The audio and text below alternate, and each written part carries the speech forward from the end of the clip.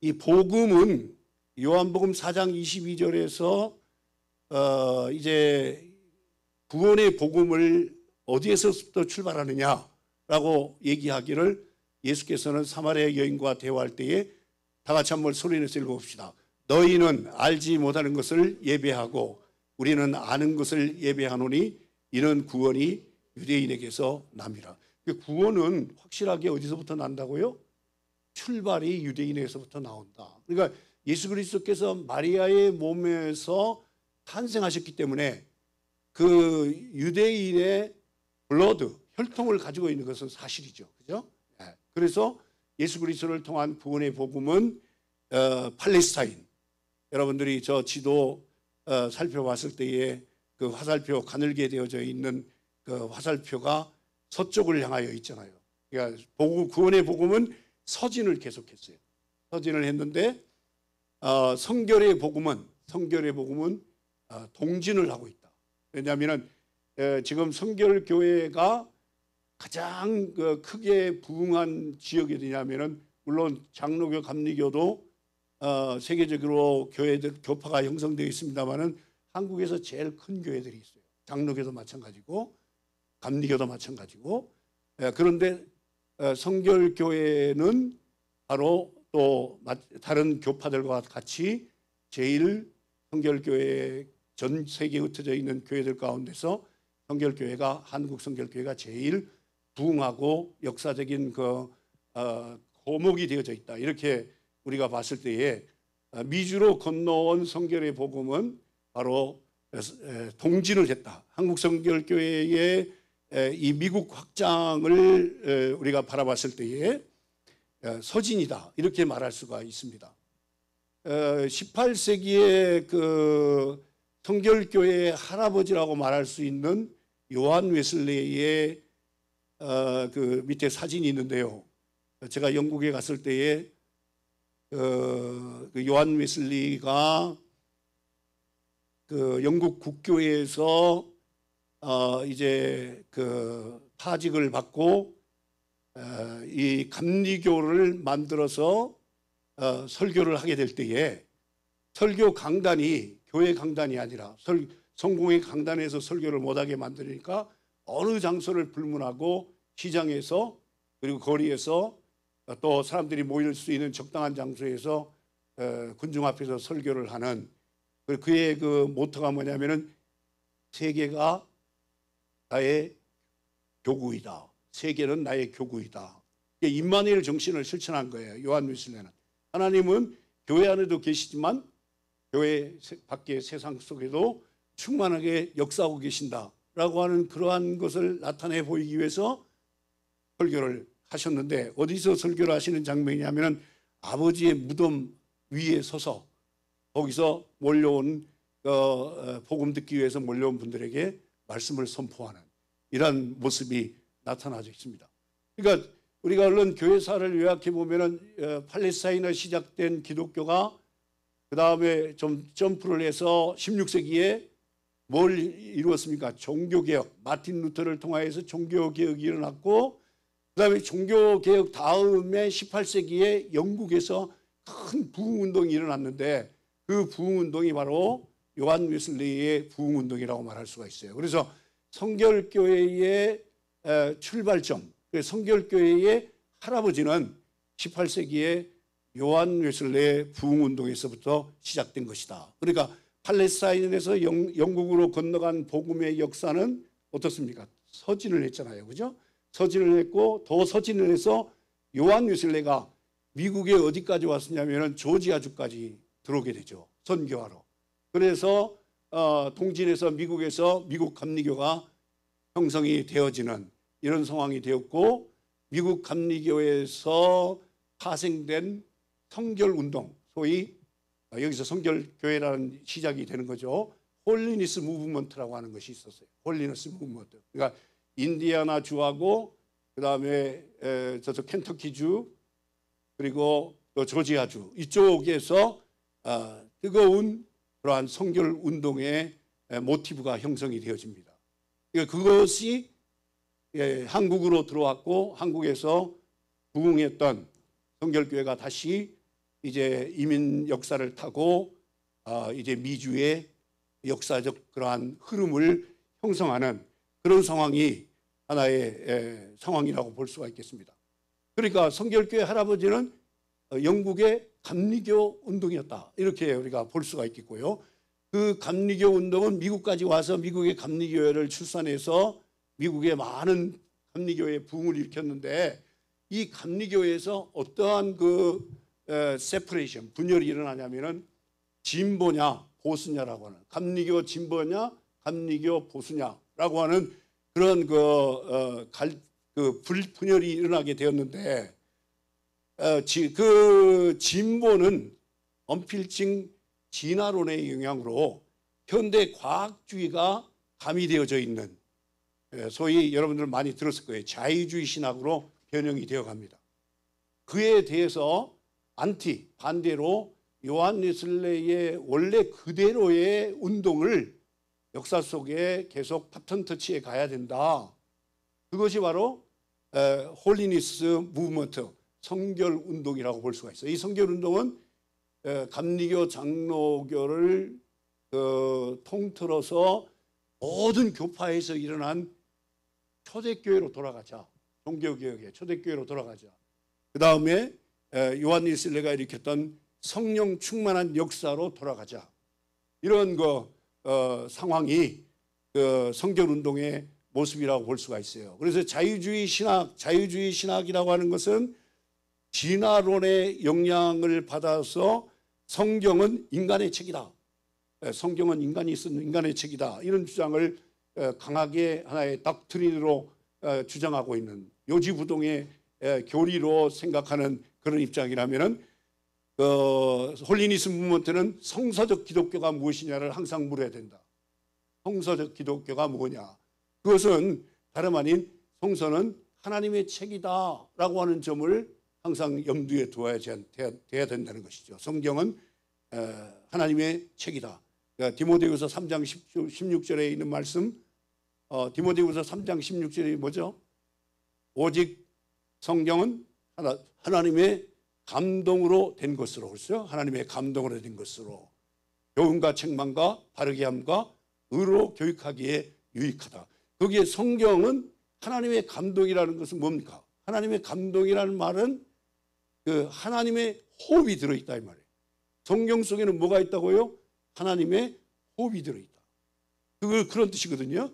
하나님의 호흡이 들어있는 그 장소가 바로 성경이기 때문에 성경은 인간의 글이지만 성경은 또 하나님의 책이라는 것을 결코 놓치지 말아야 된다. 이것을 강조하는 측이 홀리니스 무브먼트였다는 거죠. 그 다음에 현대 과학주의 진화론의 영향을 받아서 발전되어가는 자유주의 신학은 성서는 예를 들어서 모세의 역사는 과거의 역사이기 때문에 과거의 역사로 이제 끝났다. 더 이상 오늘을 살아가는 우리에게까지 모세의 영향력은 없다. 과거의 책이다. 과거의 고대의 이야기다. 이렇게 갈무리를 짓지만 이 성결운동의 성서적 기독교는 뭐냐면은 성경은 항상 오늘 우리에게 다가오는 생명의 말씀이다. 성경에서 하나님의 호흡을 발견해야 된다. 하나님의 음성을 깨달아야 된다. 라고 하는 것이 이제 성서적 기독교의 정체성을 유지하는 홀리니스 무브먼트의 방향이었고요. 그 다음에 자유주의 신학의 흐름은 성서의 기적은 미스, 신화이다. 예수님 물로 걷고 물이 변화의 포도주가 되는 그러한 사건들은 하나의 신화이기 때문에 이 성경이 인류의 책이라는 소중한 그런 유산 때문에 성경을 다시 데미세돌로지, 재해석해야 된다. 비신화화해야 된다. 한번 따라합시다. 비신화화. 이게 우리가 적을 알고 나를 알면 지피지기면 백정백승이다. 이 성서적 기독교를 표방하고 있는 그런 것에 안티 세력이 주장하는 것이 뭐냐? 이거를 잘 알아야 돼요. 적을 알아야지 지피지기면 백전백승이 되는 거니까. 그런 점에서 이 데미소돌로지라는 단어는 여러분들이 반드시 기억해 저장소에다가 남겨두면서 거기에 대한 정확한 이해와 함께 이 성서적 기독교의 성결운동의 입장은 하나님의 뜻이면 기적이 평범한 사건이 되어진다. 하나님의 뜻이면 지금도 기적이 일어난다. 라는 것을 표방하고 그걸 지키면서 나아가는 것이 성결운동의 핵심이었습니다. 저도 이 주장에 전폭적인 동의를 합니다. 하나님의 뜻이면 기적이 일어난다. 예. 이런 흐름이 성결운동의 상황이었고 그것이 바로 성결교회와 맞닿아 있다. 하나 일치되어져 있는 그런 입장이라는 것이죠. 그 다음에 이 현대 과학주의 및 진화론은 유에서 유가 진행되어가는 진화이다. 그러니까 원숭이가 진화해서 사람이 되어지는 것이다. 저는 그런 주장을 하시는 분들에게 아마 너희 조상만 틀림없이 원숭이일 것이다. 그렇게 응수를 합니다. 너 그렇게 주장하니까 너희 조상들은 그렇게 될지 모르지만 나는 그걸 받아들일 수가 없다. 하나님께서 인간에게 뭘 주셨습니까? 하나님의 형상을 주셨고 코에다가 하나님의 호흡을 불어넣어준 그러한 모습을 바라봤을 때에 우리가 물론 똑같은 애니멀이지만 동물계와 인간 사이에는 그 차이가 분명하게 있는 것이다. 하나님의 형상을 가지고 있는 인간, 그 다음에 인간이 그 땅에 번성하게 하고 땅에서 멸종하지 아니하고 인간과 조화롭게 살아갈 수 있는 그러한 생태계를 갖다가 에콜로지를 지켜나가야 된다. 이러한 인간에게 주어진 사명, 이런 걸 우리가 지켜나가는 것은 소중하지 유에서 유가 진행되어 가지는 진화이다라고 하는 주장이 자유주의 신학의 입장이라면은 성결운동은 크레아치오 엑스 니힐로, 하나님께서 무에서 유를 창조하신 것이다. 바로 인간을 갖다가 존재하지 않았던, 우리 사실 그렇잖아요. 우리가 생일날 이전에는 존재했나요, 안 했나요? 존재하지 않았잖아요.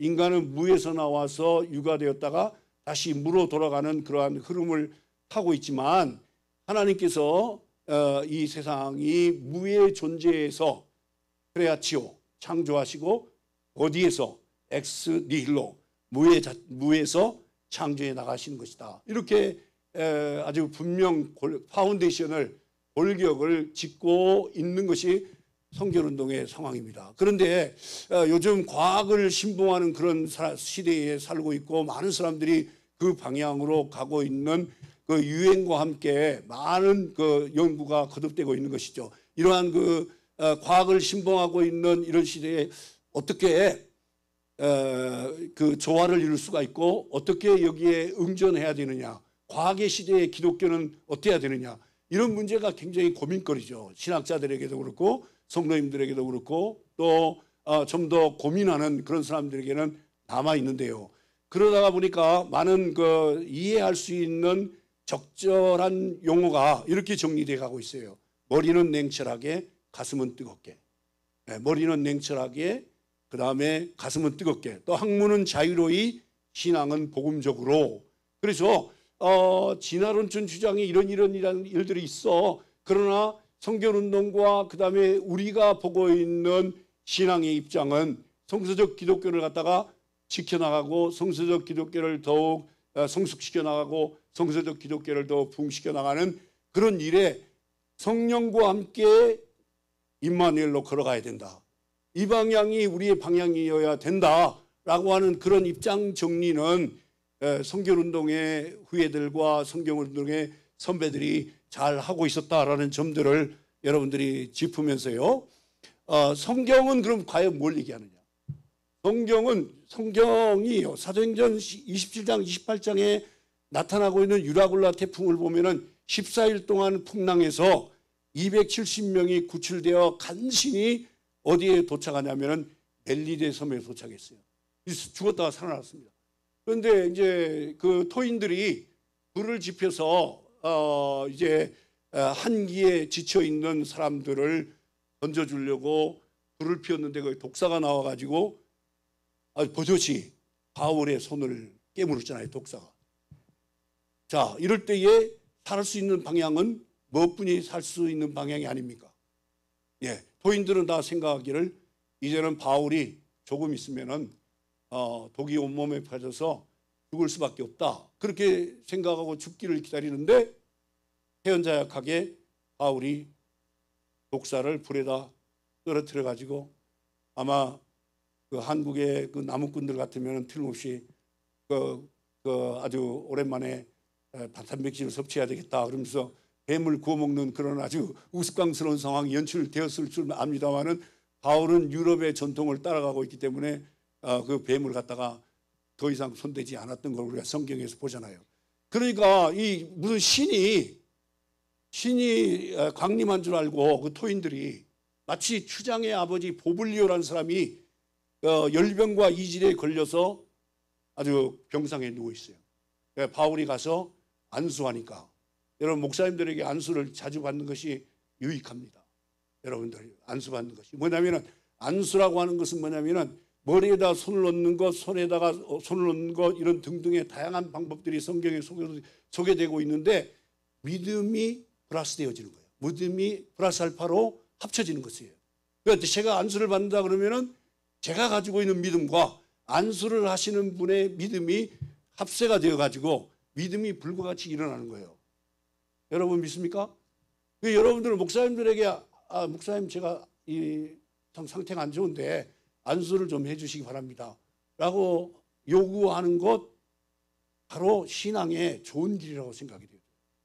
그리고 어떤 교회 부흥하는 교회를 보면은 한국에서 부흥하는 교회를 보면은 교인들을 다 예배 마치고 나갈 때에 저 문간에서 목사님이 다 안수 기도를 했어요. 한 명 한 명. 이렇게 해서 교인들이 세파를 향하여서 믿음의 충전을 해서 가는 그런 교회도 있던 것을 제가 살펴볼 수가 있는데 좋은 방법이라고 생각되어집니다. 근데 보블리오에게 안수하니까 거기에 뭐가 일어났었냐면은 기적의 역사, 신유의 역사가 일어나죠. 사도행전 28장 8절 9절 말씀 보면은 보블리오의 부친이 열병과 이질에 걸려 누워 있거늘 바울이 들어가서 기도하고 그에게 안수하여 낫게 하며 이러므로 성 가운데 다른 병든 사람들이 와서 고침을 받고 여기에 보면은요 그 바울이 그에게 안수해서 낫게 했다는 단어와 다른 병든 사람들이 와서 고침을 받고 이런 단어가 달라요. 하나는 앞에 있는 낫게 한다는 단어는 이아사토라고 하는 이 이아사토에서 야트로스 헬라어의 의사라는 단어가 나왔어요. 헬라어의 야트로스 이아사토 바울이 성령의 능력으로 기적을 베풀어서 열병과 이절병을 치료하게 되는 것에 대한 얘기를 성경 기록이 정확하게 얘기해요. 그 다음에 다른 병든 사람들이 와서 고침을 받고 이거 뭐냐면은 거기 멜리데 섬에 많은 사람들이 지금 질병으로 고통당하고 있어요. 바울의 혼자 힘으로 안 되니까 저 구약 성경에서 모세가 재판하다가 그 장인이었던 그 이드로가 다른 족장들과 함께 일을 코퍼레이션 하라. 나눠서 해라. 혼자서 고생하지 말고. 이렇게 해서 코퍼레이션이 일어났잖아요. 코퍼레이션. 협력. 교회가 가장 보기 좋은 교회의 모습은 목회자들과 평신도들이 코퍼레이션 하는 것이 보기에 좋았더라. 이거 성경적이에요. 예. 그래서 여기 뒤에 다른 병든 사람이 고침을 받고 이거는 에스테라 퓨토라 해가지고 거기에 누가 있었냐면은 의사 누가가 같이 있어요. 바울과 동행자로서 의사 누가 동행해서 치료하는 그러한 상황을 연출하는 것을 봤을 때에 우리가 머리는 차갑게 이성적이면 가슴은 뜨겁게 그리고 학문은 자유로이 그리고 신앙은 우리가 더 복음적으로 보수적으로라고 하는 그 표를 얘기했던 것 같은 그러한 자세가 우리 성결교회의 그 아이덴티티 그러한 참 모습의 흐름이다라고 하는 점을 우리가 봐야 될 줄 압니다. 지금 미국에서는 그런 논의가 많이 가시화되지 않았습니다만은 한국에서 오레곤에서 어느 교회 이렇게 역사를 잠깐 수리한 걸 보니까 기독교 대한성결교회는 뭐 자생적 교단으로 그렇게 써놨더라고요. 그건 아니라고 지금 판명이 났어요. 자생론이냐 자생적이냐. 물론 교회는 기본적으로 보편성이 있어야 됩니다. 보편성. 이걸 라틴어로 카톨리카라고 하는데요. 일본이 미국과 겁모르게 덤벼들었을 때 그 당시에 일본 안에서 일본 기독교라고 해가지고 일본의 군국주의에 봉사하는 그런 기독교로 통합을 시켜버리고 말았어요. 일본 기독교가. 그때 당시에 제일 가시와 같은 교단이 어디였냐면은 성결교회였어요. 성결교회. 성결교회는 뭘 믿고 있었냐면은 만왕의 왕이신 예수 그리스도가 다시 재림한다라고 하는 그 상황을 가지고 있었기 때문에 천황은 이거는 어불성설이다. 하늘의 황제라고 하는 그런 개념은 성서적으로 용납이 안 된다. 이렇게 해가지고 성결교회가 물리적으로 일본에서 강제적으로 그 해산당하는 그런 상황이 있었던 것을 오늘의 일본의 교회학자가, 교회사학자가 뭐라고 반성을 했냐면은 일본의 군국주의자들이 일본의 기독교를 군국주의의 추종자로 만든 그 억지스러운 행위는 교회에 뭘 놓쳐버리고 말았느냐. 보편성을 놓쳐버리고 말았다. 일본이라고 하는 그 정권에 그대로 맹종하는 교회로 만드는 교회는 이제 군국주의적 산물이 아니라 하나님의 백성이라고 하는 그러한 보편성을 지녀야 된다라고 하는 그런 면으로 과거의 역사를 반성하는 그런 일본의 역사학자가 있었습니다. 그런 점에서 봤을 때 자생론이라고 하는 그런 개념은 교회의 본질적인 면에서 받아들일 수가 없다라는 점을 우리가 지키면서, 그러면 이 자생론이라고 하는 한국 사람의 손만으로 성결교회가 시작이 되었다라고 하는 그런 주장이에요. 일명 자생론이라고 하는 것은 어떻게 이해가 되느냐. 자생성이 강하다, 자생력이 강한 교단이다라고 하는 그런 면에서는 제가 학자로서 동의를 했습니다. 장로교, 감리교회는 한국에 들어왔을 때의 성결교회보다도 약 27년 전에 들어왔어요. 25년 전에 1884년에 감리교와 장로교가 한국에 도착했을 때 인천에서 서로 싸웠어요. 장로교하고 감리교하고. 누가 먼저 왔냐? 누가 한국에 닿았냐? 감리교는 아펜젤러 목사님이 왔고 장로교는 언더우드 목사님이 왔는데 아펜젤러 목사님은 사모님을 모시고 한국에 오셨어요. 인천에. 그랬을 때에 이제 서로 간에 감리교가 먼저냐 장로교가 먼저냐 이렇게 하다가 감리교의 주장하시는 분들이 여성 상위 시대를 표방하고 있는 미국이니까 틀림없이 한국 땅에 내릴 때에 레디 퍼스트라고 했을 것이다. 레디 퍼스트. 그래서 아펜젤러 목사님 사모님을 먼저 한국 땅에 내려딛게 하셨기 때문에 감리교가 아무래도 1초 빨랐어 이런 식의 주장을 펼치는 주장들이 있어요. 언더우드 목사님, 장로교 목사님이었는데 뒤에 내림으로써 신사적으로 레이디 퍼스 양보하고 나중에 왔을 것이다. 그런 얘기가 있는데 뭐 그거는 간발의 차이니까 문제될 건 없습니다만은 한국 성결교회보다도 약 27년 앞서서 한국에 시작이 되었어요. 근데 성결교회는 1907년이거든요. 1907년. 그런데 27년 차이지만은 장로교, 감리교회는 미션 리소스가 엄청났다는 거예요. 미국과 유럽 각지에서 발전되었던 그 디노미네이션들이 선교사들에게, 아까 우리 주 목사님이 선교사들의 파노라마를 보여주었습니다만 어마어마한 선교사들이 들어왔을 때 장로교, 감리교회는 서구 열강의 많은 미션 자원들을 가지고 한국 땅에 들어왔다는 거예요. 성결교회는 1907년에 들어오면서 그들보다도 선교 자원이 약한 가운데서 한국에 들어왔는데 성결교회가 그만큼 자생력을 발동해서 이렇게 큰 교단으로 교회들로 발전되었다라고 하는 점에서 자생교단은 아니지만 자생성이 강한 교단이다. 그런 점들은 우리가 역사적으로 정확하게 정리를 해 갈 수가 있어요. 그럼 미국에서 그러면 성결운동, 아까 조금 그 감리교 웨슬레이 운동이 미국에 와가지고 자유주의적인 흐름을 타가지고 성결운동이 안티로 나타나면서 성서적 기독교를 세워간다 이렇게 얘기를 했는데 여러분들이 지금도 저쪽 켄터키 그다음에 인디아나 주 그쪽으로 가면은 성결 운동의 교회들이 어마어마한 굴지의 교회들이 쫙 질비하게 도시마다 서 있는 것을 볼 수가 있어요.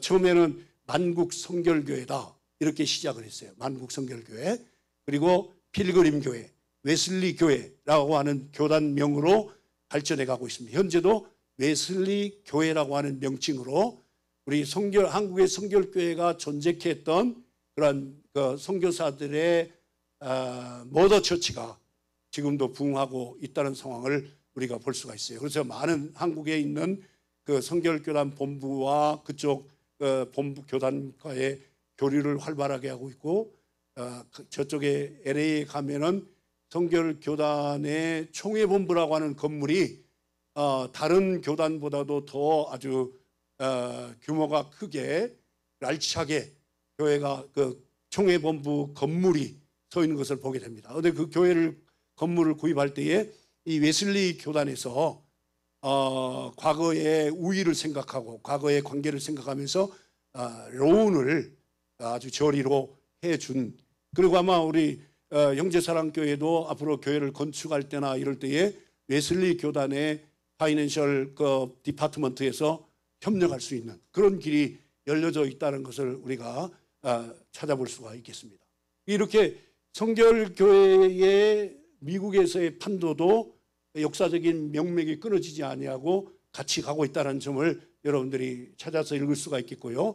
특별히 이러한 발전을 해나갈 때에 중요한 역할을, 중추적 역할을 했던 것이 어디냐면은 신시내티에 가면은 지금도 하나님의 성서 학원이라고 하는 신학교가 있어요. 신시내티에. 지금 저 건물들이 이제 여러분들 사진에서 볼 수가 있는데 하나님의 성서 학원이라는, 뜨겁게 기도하고 뜨겁게 말씀 중심으로 아까 성결운동의 어떤 특징을 말씀드렸습니다만 거기를 근간해 가지고 지금도 유지되어 가고요. 저 학교에서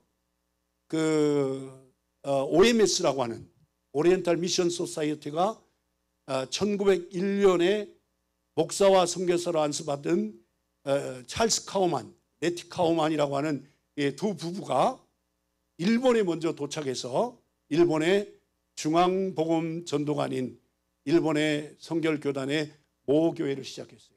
그러니까 한국에서도 저와 똑같은 이름으로 성결교회가 시작했어요. 중앙성결교회라고 하는.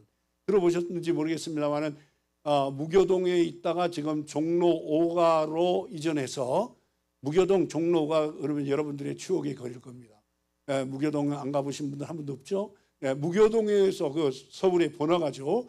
거기에 중앙성결교회가 있다가 종로 5가로 이전했는데 그 교회 이름이 중앙복음전도관이라고 하는 이름인데 1901년도 일본에서 그 교회가 시작되었는데 그것이 바로 그 이름이 그대로 한국에도 경성복음전도관, 동경복음전도관, 경성복음전도관이라는 이름으로 한국에서 OMS라고 하는, 아까 필그림교회, 웨슬리교회로 발전되어가는 성결운동의 교회들이 선교비를 모아가지고 일본하고 한국을 선교해가는 이런 상황이 되어졌다는 것을 보게 됩니다. 그러면은 한국 성결교회의 최초의 선구자들은 누구냐?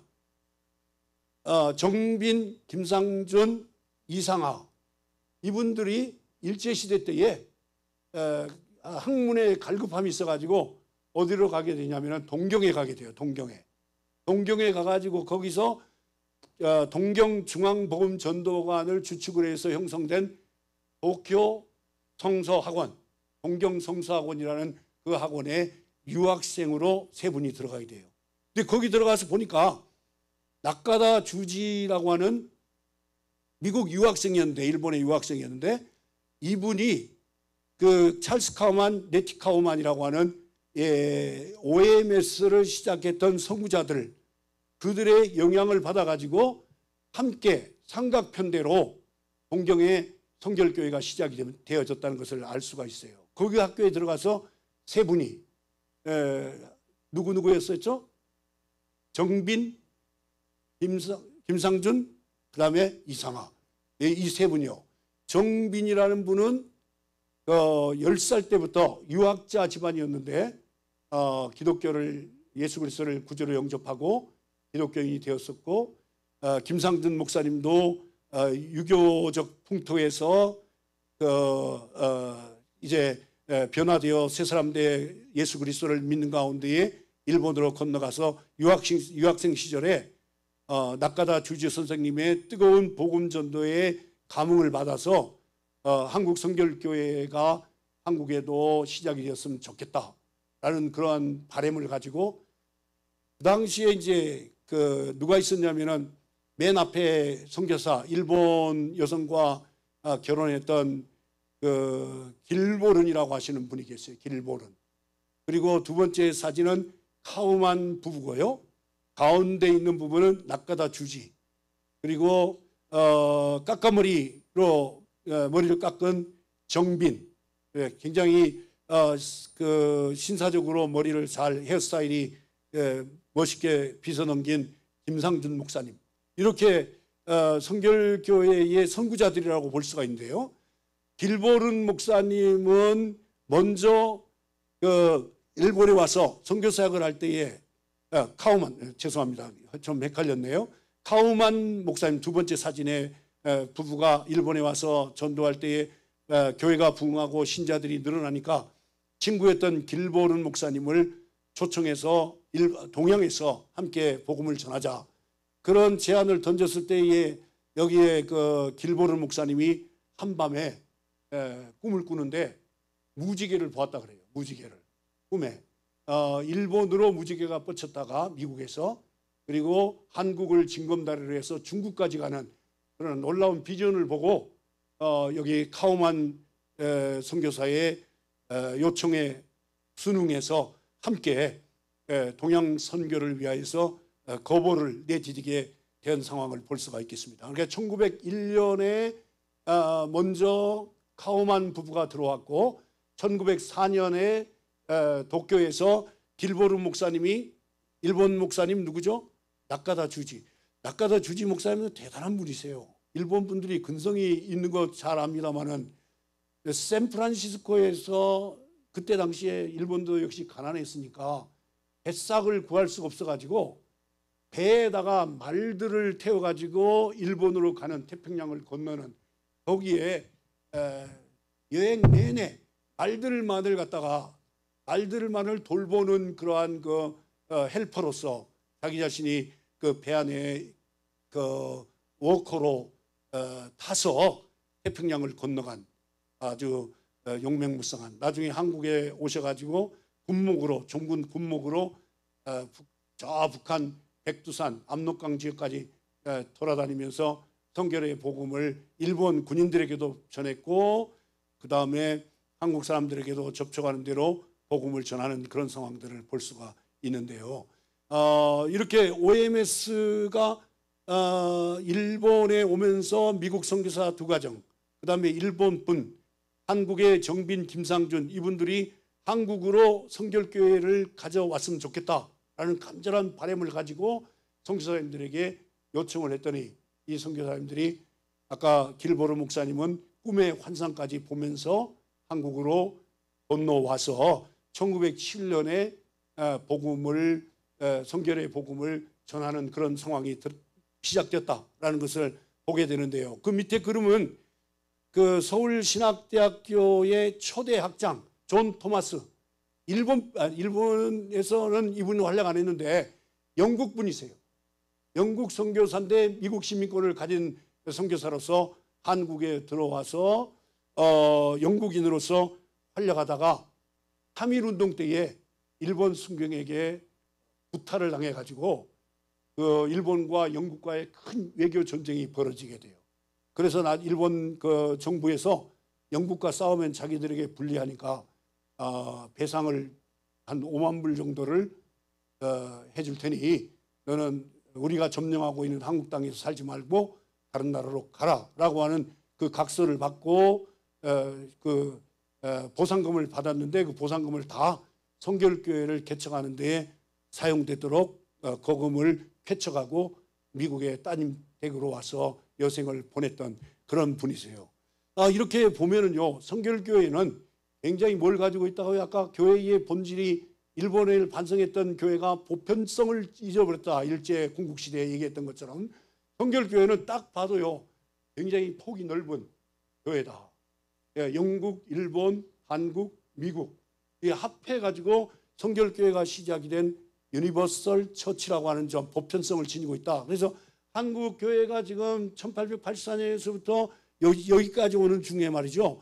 성결교회가 항상 뭔 역할에 크게 감당을 했으냐면은 이 감리교와 장로교 경쟁심이 있잖아요. 아까도 누가 먼저 한국 땅에 닿았느냐 이렇게 경쟁심이 확대되어서 서로 간에 긴장 관계가 있을 때에 소금과 같이 화해의 무드를 조성하는 교회를 하나 되게 하는데 역할을 감당했던 교회의 흐름의 모습을 우리가 살펴볼 수가 있어요. 그래서 성결교회는 이 보편성을 지니면서 갈등과 긴장을 갖다가 완화시키는 소금과 같은 그런 모습으로 한국 교회사에서 발전하고 부흥하는 그런 상황이다라고 하는 점을 우리가 지켜볼 수가 있겠습니다.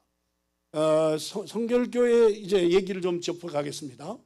1907년 5월 마지막 주일이 성결교회의 창립의 날이죠. 1970년 11월 7일 나성성결교회는 성결의 복음이 미국으로 이민 역사와 함께 역수출되어진 그래서 성결교회의 최초는 미주에서요. 미주 성결교회사에서 최초는 1973년 1월 12일 나성성결교회가 최초의 성결교회 역사의 기원이 되고요. 이 50년 지나는 가운데에 2023년에 아주 성대하게 한국에서 미주 성결교회의 50년 기념총회를 성황리에 마치게 되는 그러한 부흥을 이루게 되었다라는 점을 우리가 지켜볼 수가 있겠습니다. 한국의 성결교회는 현재 117년이 지나고 있는 시점입니다. 지금 1907년에 시작이 되어서요. 4천여 교회가 되어 있고요. 한국에서. 그리고 30만 성도를 형성한 큰 거목이 되어져 있습니다. 그러니까 교회가 부흥하다 보니까 저기에 그 밑에서 두 번째 줄 보면은 그 성서적 기독교를 형성하고자 하는 정체성에서 중생 성결 신유 재림 선교 5개가 성결교회 선구자들이 표방했던 성결교회 아이덴티티 정체성의 요소였어요. 성결을 굉장히 강조했다는 거죠. 사도행전 1장 8절에서 얘기하고 있는 성령이 너에게 임하시면 땅 끝까지 이르러 내 증인이 된다라고 하는 그 선교가 성결교회의 아이덴티티 정체성의 중요한 모습이 되어진 거죠. 그런 점에서 오레곤 성결교회의 사랑의 형제 사랑교회와의 이런 선교적 코이노니아는 성결교회의 정체성을 잘 유지해가고 있는 그러한 귀한 모습이 아닌가 이런 생각을 하면서 옆에서 그 교회사를 가르치는 한 작은 학자로서의 굉장히 여러분 두 교회에 큰 박수를 보내마지 않습니다. 예, 이렇게 그 아까 중첩된 얘기입니다만은 2023년도 제가 이 성결교회사 50년사를 쓸 때에 미주 성결교회가 50년 지나면서 206개가 크게 부흥되었다. 이런 것을 밝히면서 다른 책 2권이 있어요. 이것 말고 2권. 2권에는 206개 교회 리스트를 그거 만드는데 굉장히 힘들었어요.